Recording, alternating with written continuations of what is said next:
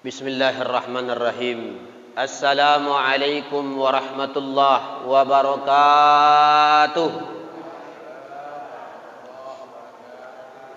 Alhamdulillah. Alhamdulillahil waliyyis samad wal waliyyil ahad. Wassalatu wassalamu ala sayyidis sadad wa ala alihi li ahli sidqi wal karamat wa man tabi'ahum bi ihsan hatta ila ba'dal mamat. Amma ba'd. Kata Nabi, laisa minna man lam ya'rif sarafa kabirina wa lam yurham fi sagirina.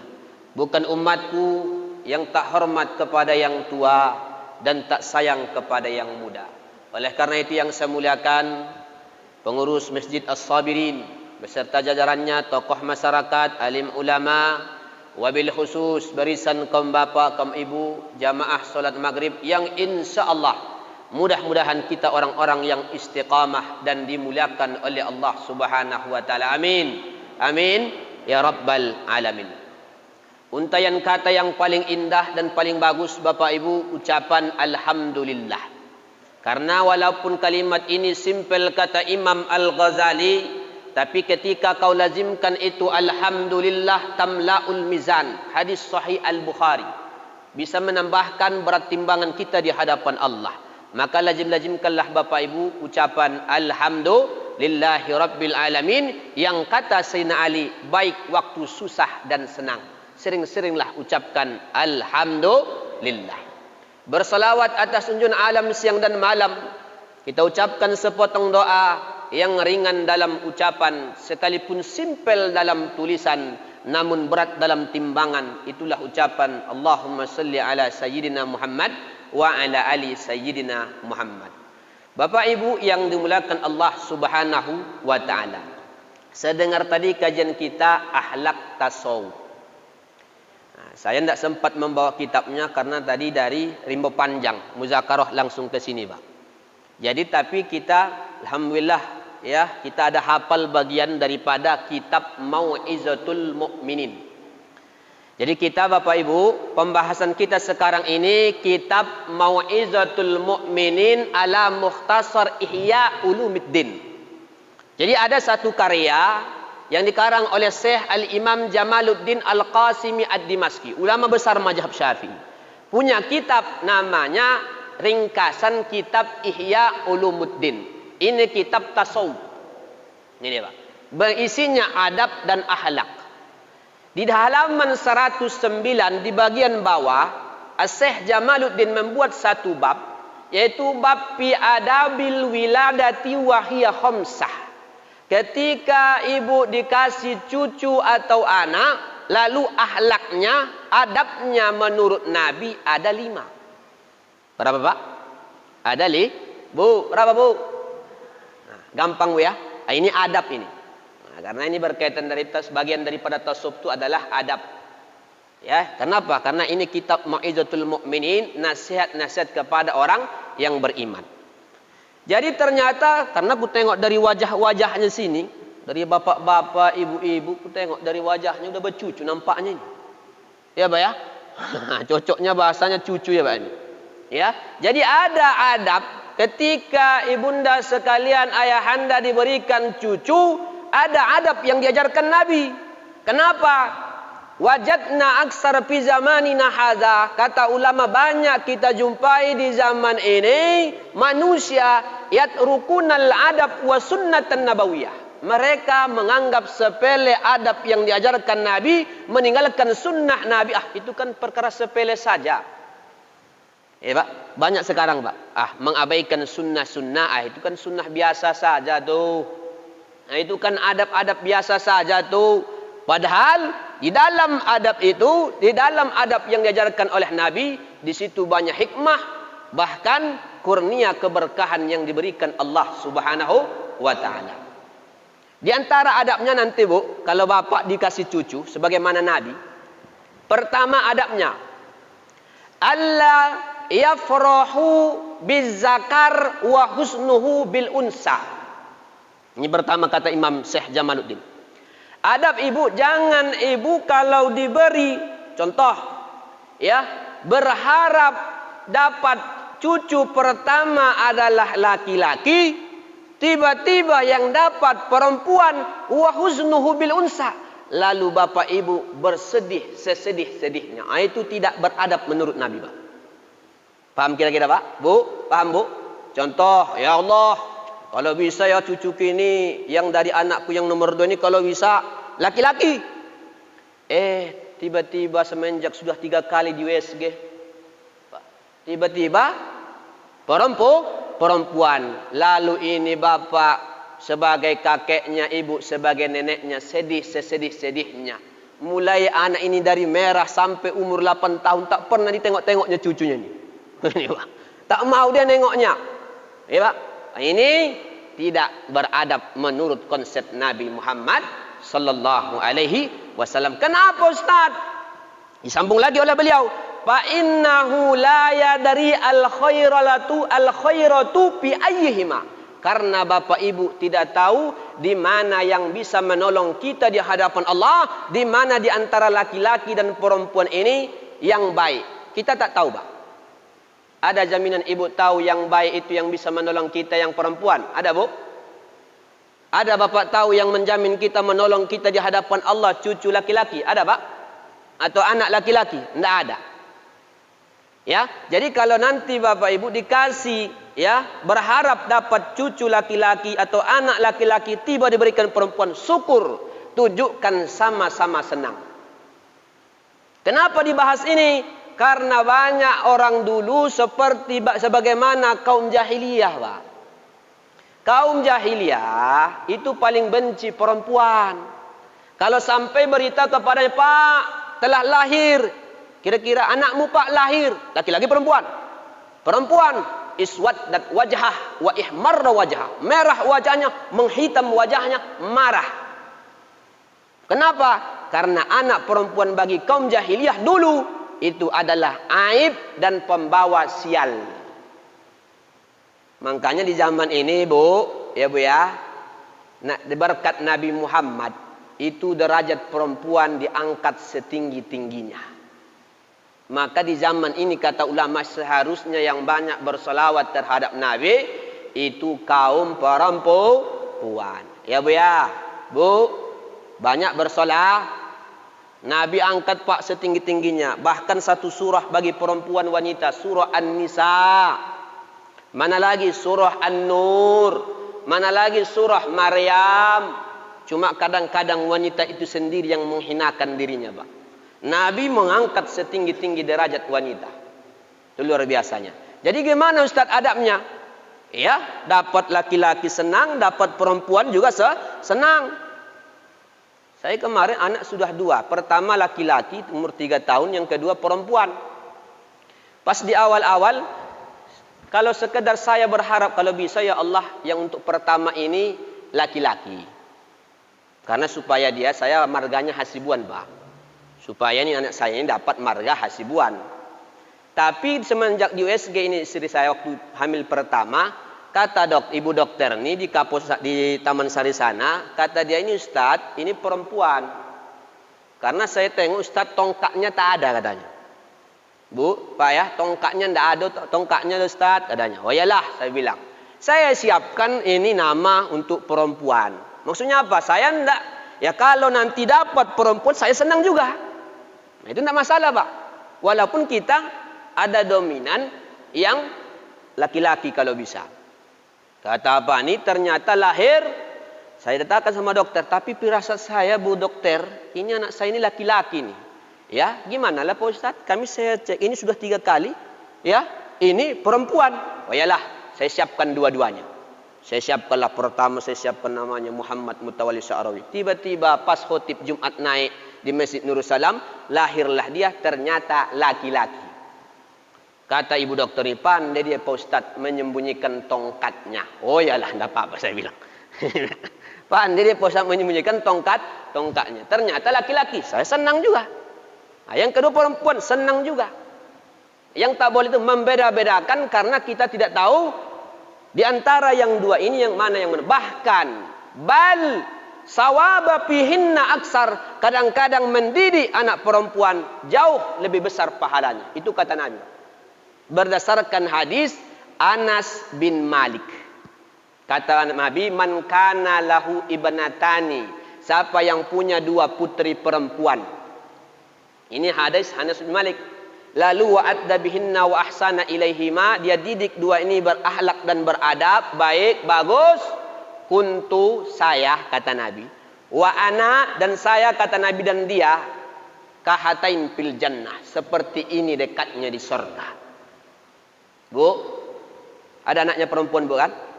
Nah, syukuri, didik baik-baik, bagus. Itu, Bu. Bersyukur. Ya, Bu, ya. Ya, bersyukur kita, Pak.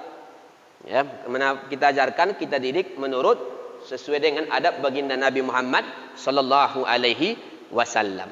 Tapi mohon maaf Bapak Ibunda sekalian, mandul menurut Nabi agak berbeda. Mandul dalam hadis Sahih Muslim itu adalah bukan yang tak punya anak. Coba. Menurut hadis Sahih Muslim, mandul menurut Nabi walaupun anaknya 10, tapi 1 pun tak ada yang dididik dan tak dapat menolongnya di hadapan Allah, maka itu mandul menurut Nabi. Walaupun Pak anak bapak 10 Pak, tapi 1 pun tak ada yang menolong kita di hadapan Allah. Ya, tak beradab kepada orang tua, jahatnya luar biasa, 17 setan. Bu, ya walaupun anak kita 12 1 lusin. Semuanya 12, nama semuanya lengkap. 12 lah 1 lusin. Tapi 1 pun tak menolong kita di hadapan Allah, maka kita juga orang yang mandul menurut hadis Nabi Muhammad sallallahu alaihi wasallam. Kemarin saya ya Al-Fakir diundang di daerah apa sana Pak? Tapung sana, Suram sana. Jadi ada bapak di situ ya membuat acara 2 hari 2 malam. Ya, malam pertamanya kita mendoa ngasih santapan rohani. Saya tanya, ini acara apa ini Pak sebenarnya? Ini sebenarnya acara syukuran lahir anakku yang keempat. Yang keempat ini laki-laki. Yang 3-nya itu perempuan. Saya tanya bapak-bapak di situ, ketika lahir ini 3 anaknya perempuan, ada nggak dibuat acara semegah ini? Karena motong kerbau lembu 1, belum lagi kambing, belum lagi ayamnya, belum lagi yang lain-lainnya Pak.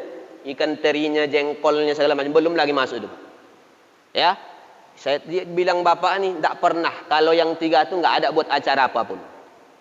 Tapi tiba-tiba lahir anak yang laki-laki ini, dibuat acara besar-besaran.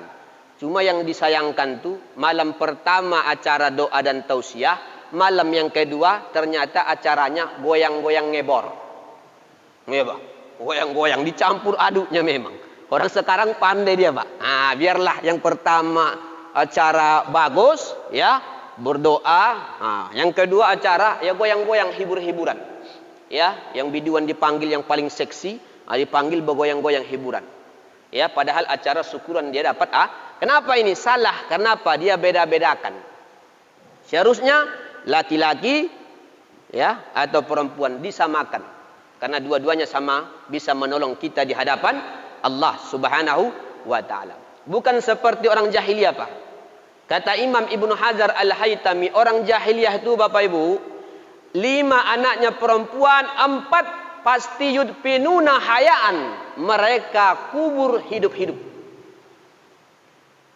Kalau mereka yastagiluna fit tijarah, sibuk dalam berdagang, mereka tunggu itu besar. Kalau umur tunggu besar sampai gadis, sudah gadis mereka jatuhkan dari bukit bebatuan. Itu kata Imam Ibnu Hajar Al-Haytami. Kejam enggak kira-kira? Itulah yang dihapuskan oleh baginda Nabi Muhammad sallallahu alaihi wasallam. Ya, perbuatan jahiliyah yang sangat merugikan, yang begitu menganggap perempuan hina sehina-hinanya. Maka ibu bersyukurlah Bu. Ya Bu ya, banyak-banyak bersyukur. Banyak-banyak bersolawat. Karena solawat itu Bu beda. Ya, dalam kitab Fawaidul Muhtarar solawat beda Pak. Kalau dia baca Quran ibadah yang lain, baina raddi wal qabul, bisa ditolak, bisa diterima. Illa salata ala nabi, kecuali solawat terhadap Nabi. Kalau ibu baca Quran mesti adabnya sopan, berwudu, aurat tertutup. Tapi kalau solawat boleh dia, walaupun agak terbuka kita punya aurat, ibu bersolawat sambil masak, Allahumma salli. Itu boleh. Ya, wa in kuntum qa'iman, sekalipun berdiri berselawat diterima. Wa in kuntum hazinan, sekalipun Bapak Ibu sedang menangis berselawat diterima. Wa in kuntum jarian, sedangkan kalian berlari-lari berselawat diterima. Nah, itu solawat. Nah, itu khusus solawat tuh, Pak. Nah, ini Bapak Ibu yang dimuliakan Allah Subhanahu wa taala. Ini adab yang pertama ketika kita diberikan satu amanah berupa cucu atau anak, baik laki-laki atau perempuan. Yang kedua, adab secara akhlak yang jangan kita lupakan, yang sudah biasa mungkin kita lakukan, ayyu azzina fi uznil maulud hina waladathu. Jangan Bapak Ibu abaikan mengazankan cucu atau anak. Jangan menganggap sepele, ini sunnah Nabi.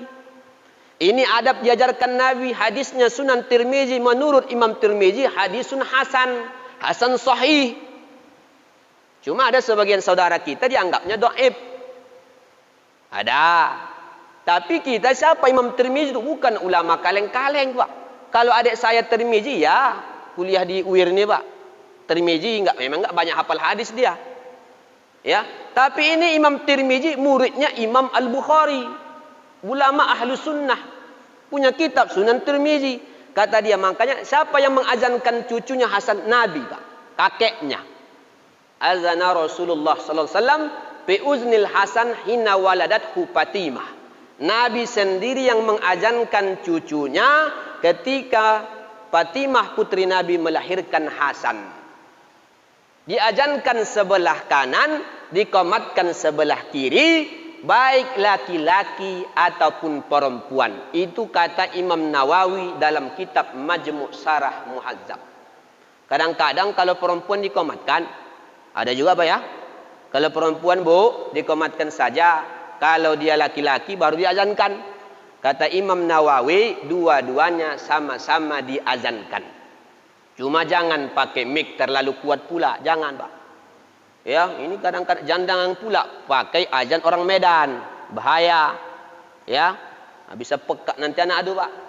Kenapa Ustaz diazankan? Kata ba'dul ulama supaya ayasbita kalimat tauhidi, yaitu la ilaha illallah. Yang di benak ini anak agar tertancap pertama adalah kalimat la ilaha illallah. Wa ayyarjuwa fi akhiri hayatihi, dan kita juga berharap nanti di akhir hayatnya dia mengucap la ilaha illallah. Makanya ya, sebagian orang disitulah ibu-ibu itu tahu suaminya pandai azan atau tidak, Pak. Bu, disitulah dia baru tahu suaminya pandai azan atau tidak. Ternyata suaminya tak pandai azan. Itu paling bahaya itu, Pak. Itu namanya SCL tuh, Bu. Apa SCL, Bu? Suami celako. Ya, SCL tuh, Pak. Suami celako. Ya, ada BCL namanya bini celako. Ada ACL anak celako. Kalau sudahlah ACL anak celaka, SCL suami celako, BCL bini celako, jadi KCL keluarga celako. Semuanya celako. Keluarga celaka. Kenapa? Ya, masa untuk adzan saja. Makanya ibu-ibu di rumah, andai kata mendengarkan azan, kata Al-Imam Izzuddin bin Abdis Salam, sunnah menjawab semua azan. Itu kata pakar usul fikih mazhab Syafi'i. Sunnah, Bu. Ibu contoh, tapi Pak Ustadz di Pekanbaru ini alhamdulillah hampir setiap gang itu ada masjid musolla. Mana mungkinlah Ustaz sama. Di sini Allahu Akbar as-sabirin. Belum lagi di sana, Pak. Yang masjid besar itu. Ya. Sodikin itu. Belum lagi yang sana. Belum lagi seberang sana. Ya. Di sini Allahu Akbar. Di sana hayyalas shalah. Di sana ashadu anna. Di depan sana. Belum azan lagi, Pak. Ditunggu-tunggunya dulu orang dengar dia. Ya, Pak. Kejar-kejaran. Pekanbaru. Alhamdulillah, Pak. Banyak masjid. Gimana? Maksudnya ini dijawab, ibu jawab yang paling dekat dengan rumah kita. Masjid Sabirin. Itu yang dijawab. Tapi niatnya menjawab semua azan, yang dijawab yang paling dekat dengan rumah kita. Asyhadu an la ilaha illallah. Asyhadu an la ilaha illallah. Itu harapan dua. Diazankan kita punya anak. Makanya ulama ada buat satu kitab kecil khusus fadilatul azan. Sampai-sampai ikhtilaf ulama. Mana lebih besar fadilah azan muazzin atau imam. Itu ikhtilaf Pak. Cuma dalam buku Mu'asirah dianjurkan yang azan itu memang Pak yang muda suaranya lantang. Pak, mohon maaf Pak, kecuali darurat, nggak ada yang muda, tiba-tiba Bapak cuma di masjid, waktu sudah masuk, itu nggak masalah Pak. Ya, tapi kalau normal, ya jangan kita mohon maaf, ya kita sadar diri Pak, kita sudah tua, umur 70 tahun, maksa juga ingin azan, nanti orang kabur dari masjid. Ya, karena apa? Karena dalam hadis Sunan Abi Daud ketika kita azan, itu setan lari Pak. Ketika dengar azan, lari Pak. Tapi kalau azannya Pak macam habis baterai, gimana itu Pak? Hayyalan salat.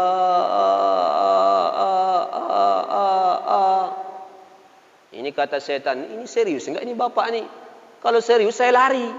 Kalau enggak serius saya enggak lari. Nah, makanya Bilal bin Rabah itu masih muda, suaranya lantang, muazzin. Ya, itu juga yang dilakukan kepada kita punya anak, azan juga.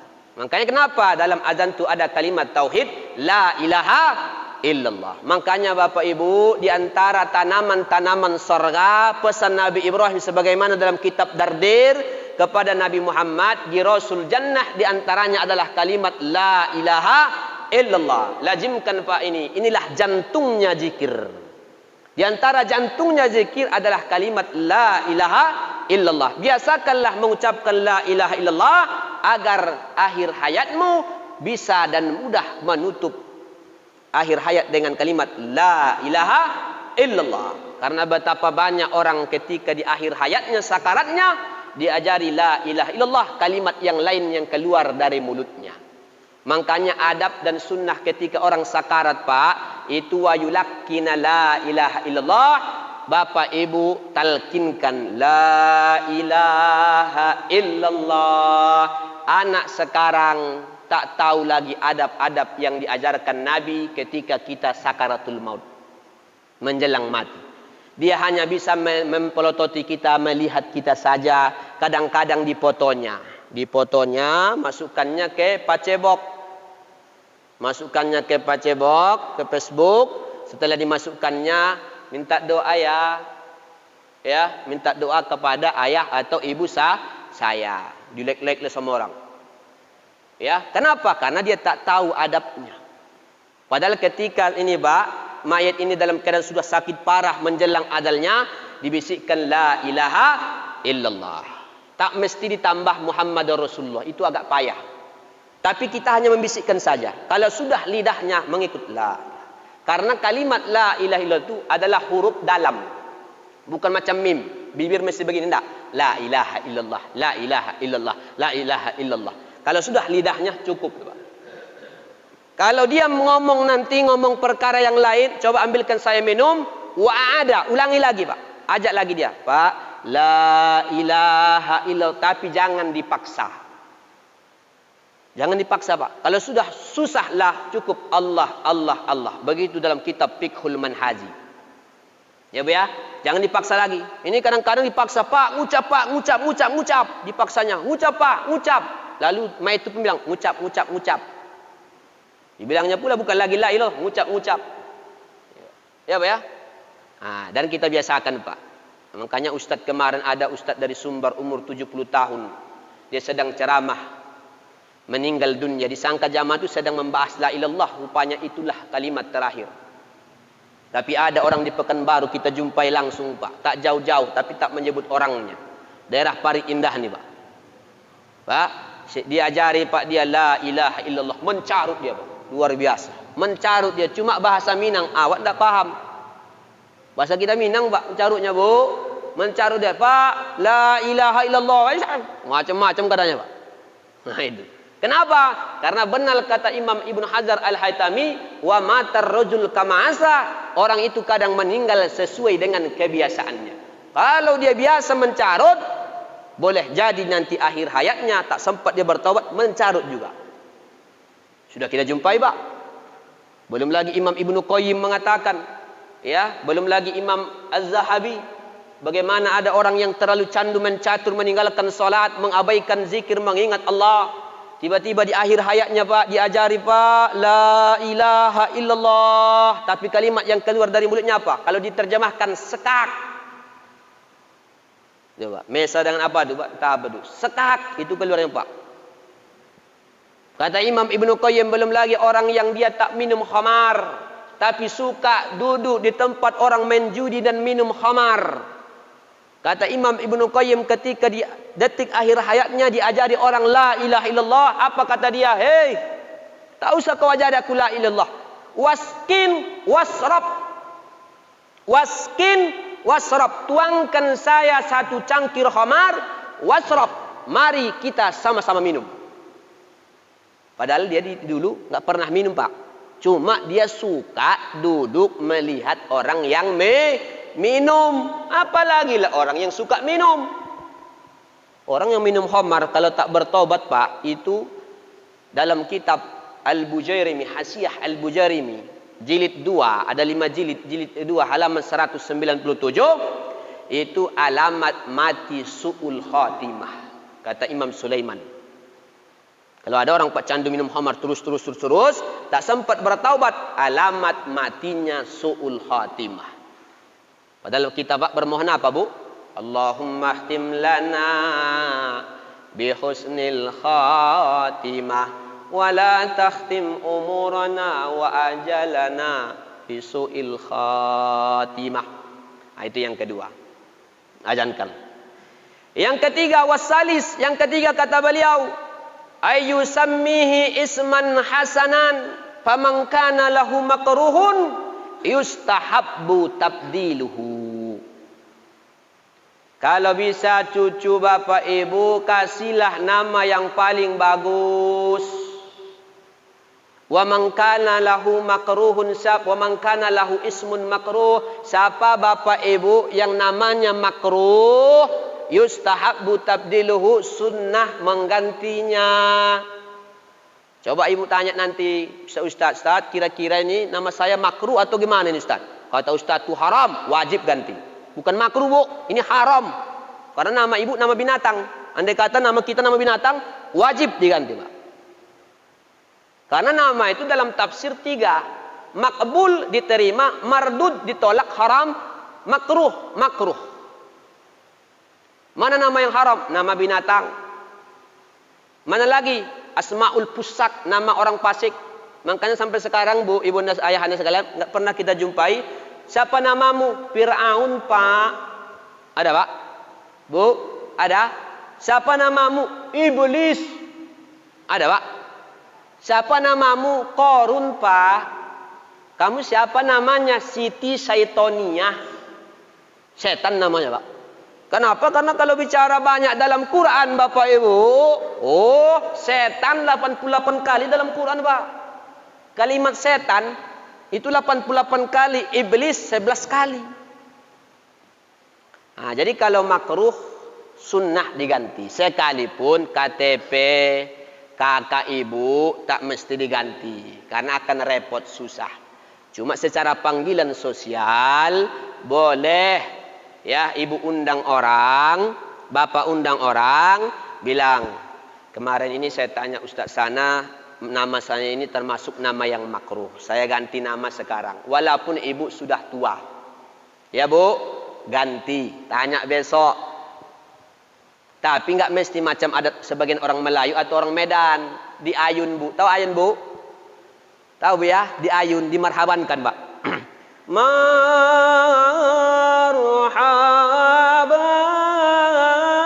ya nur rol aini marhaba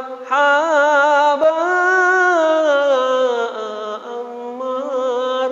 Nanti disangka orang cucunya. Rupanya disaksikan orang yang diayun ternyata neneknya. Memang apa? Ada kesamaan, sama-sama tak bergigi, ompong. Ada kesamaannya, Pak.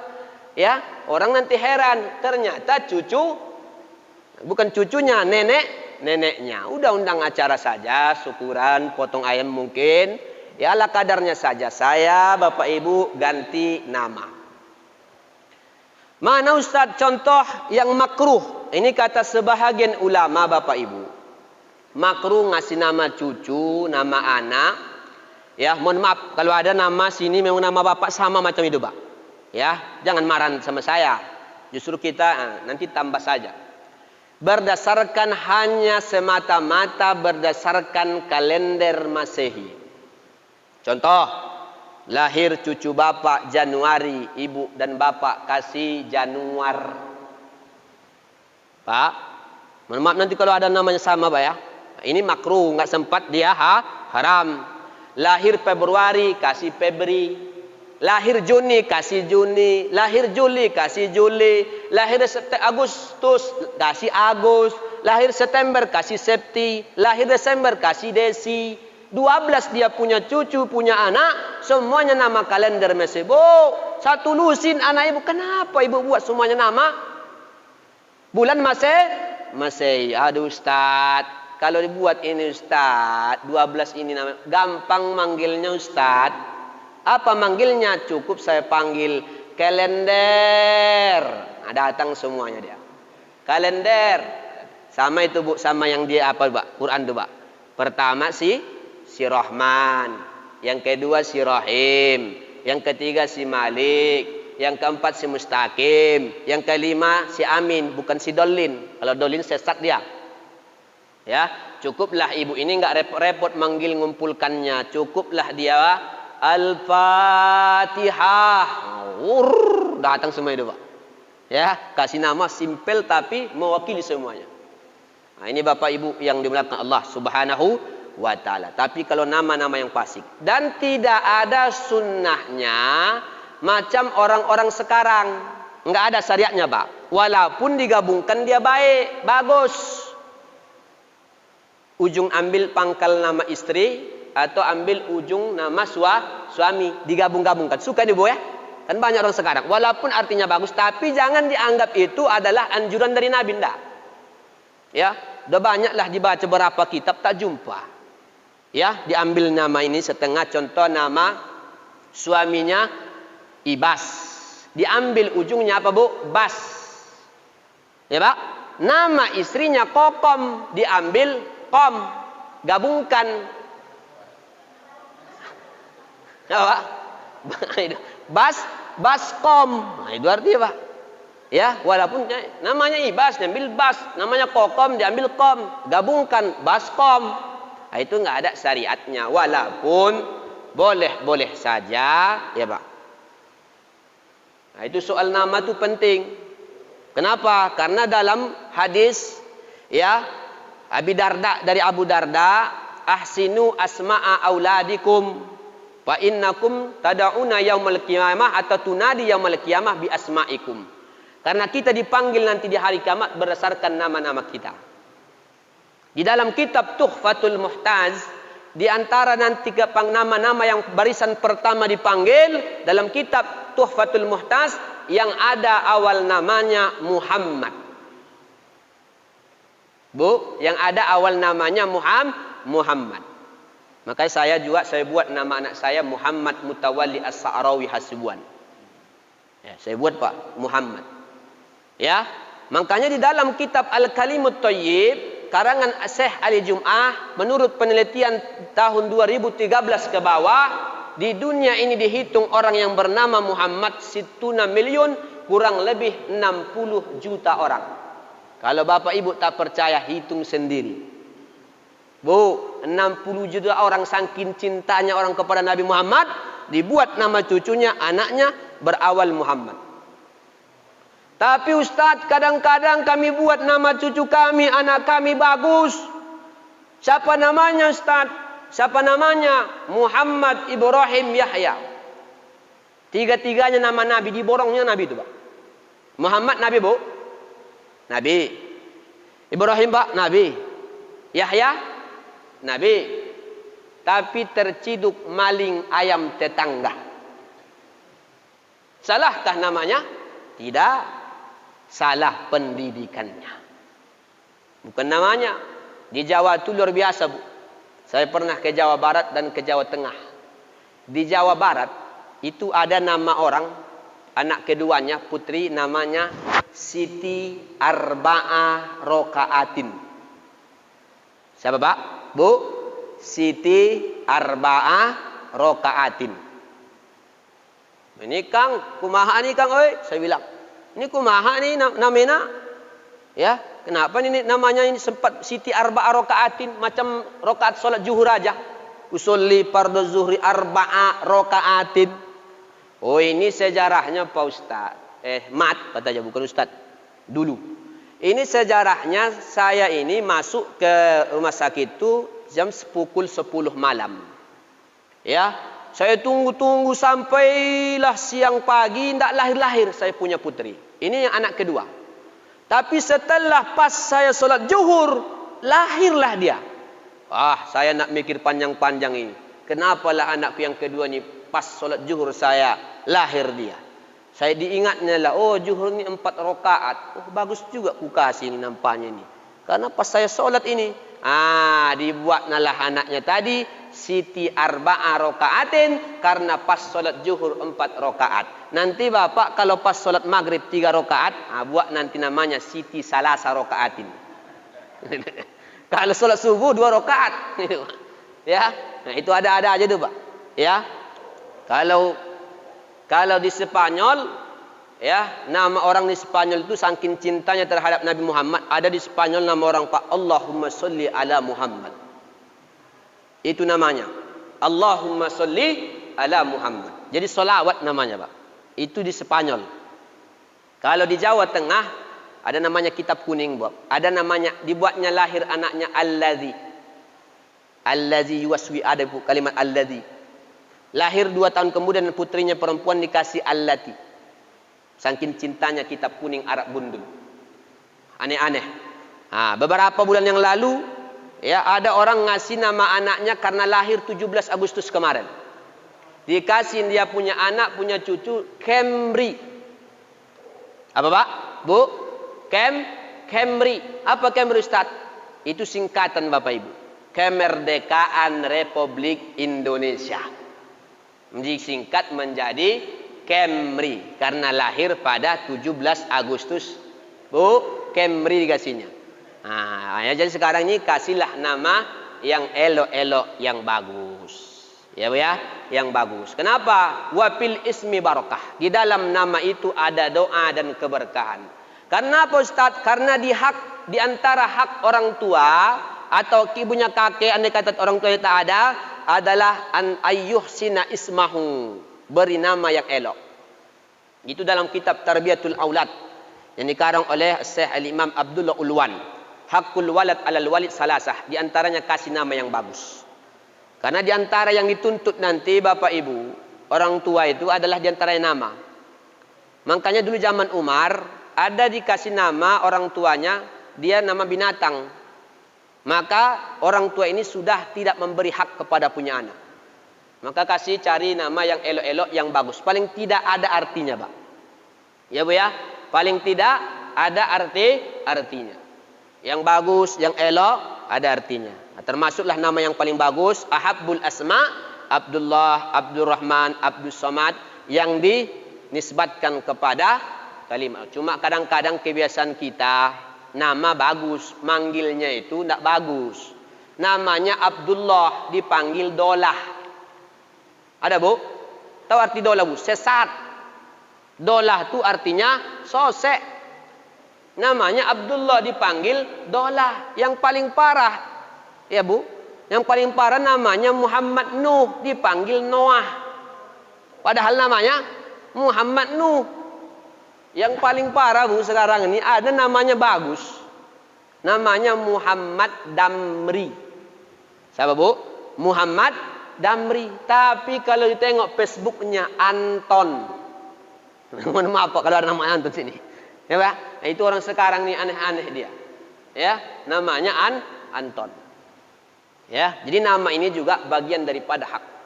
Ya, yang makruh-makruh, nah itu sunnah diganti. Kalau yang sudah makbul boleh, tidak masalah. Tapi kalau yang haram itu wajib diganti. Nama-nama orang fasik tidak boleh, nama-nama binatang, nama-nama yang artinya menyalahi agama, begitu juga adat kita. Ya, tentu setiap adat kita berbeda-beda. Karena ada nama adat-adat itu makna doa. Ya, suku kita ada kan nama-nama itu, Pak. Kayak di Medan Pandapotan, Sakot, nah, itu kan nama-nama yang aneh itu. Ya, nama-nama aneh. Nah, itu kan nama-nama adat, tapi secara arti bagus menurut adat masing-masing. Tapi kalau bisa ambillah sunnahnya. Yang ada Ahmadnya atau Muhammad. Nah, ini yang ketiga. Yang keempat, kita percepat, ya, al-aqiqah. Jangan abaikan cucu kita, anak kita, jangan soal akikah. Walaupun sunnah muakkad. Hadisnya Sunan Abi Daud. Ya, kullu mauludin marhunatun bi aqiqatihi. Maka yuzba'u anhu yauma sabi'ihi wa yusamma. Ya, akikah. Anak laki-laki menurut mazhab Syafi'i afdalnya itu adalah syatain, 2 ekor. Anak perempuan 1 ekor. Tapi kalau bapak ibu yang sanggup cuma 1 ekor, ini juga pendapat salah satu mazhab Syafi'i yang disampaikan oleh Syekh Al-Imam Fakhrul Razi, itu sudah cukup 1 ekor saja. Sudah cukup. Cuma maksudnya kalau sanggup cuma 1 ekor. Jangan nanti gara-gara akikah bapak ibu berutang. Utang sini, utang sana. Gara-gara sunnah. Ya Bu ya. Sedangkan pakaian joda akbar ibu aja belum lunas. Arisan ibu belum lunas. Ini belum lunas. Mau utang sini, utang sana, Pak. Nah, ini akikah. Jadi 1 ekor pun kalau memang kita itu yang kita sanggup, tidak masalah. Itu sudah pas, cukup sunnah. Tapi kalau lapang kita, itu sunnahnya akikah itu, ya, dimasak dulu baru disedekahkan. Kalau sunnahnya kurban, ya, mentah, itu sunnahnya baru diberikan. Tapi orang yang belum akikah, itu bukan berarti menghalanginya untuk tidak berkurban. Nah, ini kadang-kadang yang menjadi permasalahan. Ya, karena pendapat yang sedemikian itu pendapatnya ternyata qaulnya dhaif.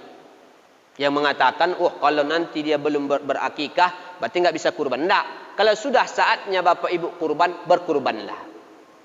Kalau sudah memang saatnya kita ya akikah. Udah masuk, Ustaz? Udah.